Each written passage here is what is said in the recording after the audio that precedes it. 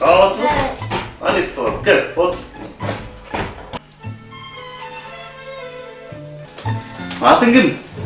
Алишер. Алишер. Эми сен өзүңдүн төрөлгөндөн баштап, жарык дүйнөгө келгенден баштап, өзүң жөнүндө бир кененирээк айтып берчи, бир маалымат берчи өзүң жөнүндө. Айке, өзüm жөнүндөбү? Өзүң жөнүндө. Men эң биринчи мен жерди жараткам. Андан кийин мен асманды жараткам. Айке, мен итмин байке, итмин да мен, итмин да. Сен ит экениңди качандан бери билесиң?